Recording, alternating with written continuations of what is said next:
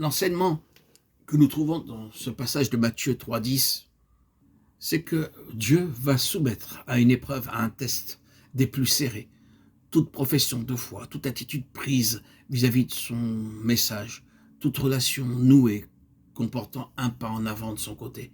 Il veut se rendre compte si quelque chose qui n'est qu'extérieur de surface, une façade, ou bien si la chose s'est frayé un chemin au plus profond de notre vie et a plongé nos racines dans le sous-sol le plus intime de notre expérience.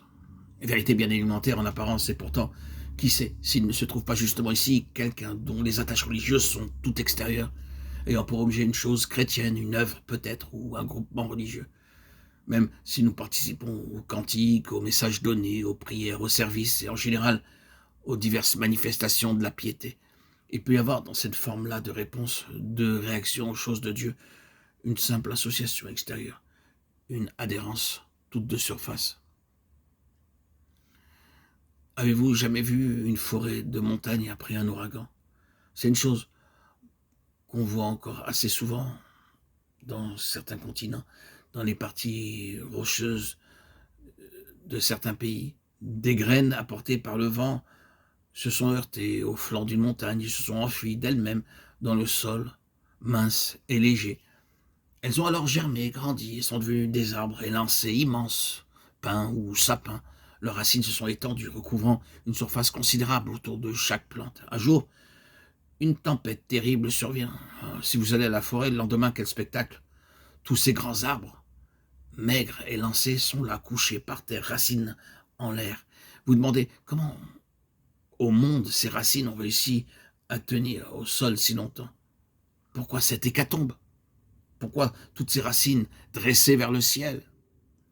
Parce que ce sont des arbres qui sont semés d'eux-mêmes. C'est l'histoire de Matthieu 15,13. Un développement basé sur quelque chose de foncièrement personnel. Une attitude spirituelle qui n'est que le fruit de la vie propre, qui a voulu limiter, circonscrire sa réaction aux choses de Dieu, faisant ses réserves de crainte de passer pour extrémiste, ces fanatiques refusant de se singulariser, insistant en faveur de l'équilibre, voulant quelque chose qui soit sain à ses propres yeux.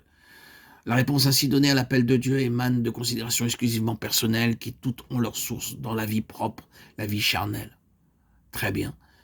Dieu a fixé une heure pour l'ouragan. Oui. Et le soleil aussi viendra avec sa chaleur ardente et on verra bien si cette plantation est de Dieu ou bien si ce n'était qu'un attachement humain, une simple adhérence mondaine. Qui sait s'il n'y a pas quelqu'un ou quelques-uns qui adhèrent par l'extérieur à ce qui est de Dieu, mais qui ne sont pas encore dedans, enterrés, enracinés, qui ne sont pas encore en pleine terre en ce qui concerne les choses de Dieu. Frères et sœurs en Christ, chers amis, bien-aimés auditeurs, auditrices, êtes-vous simplement annexés à quelque chose de religieux ou bien vos racines sont-elles profondément ensevelies en Christ, enracinées en lui?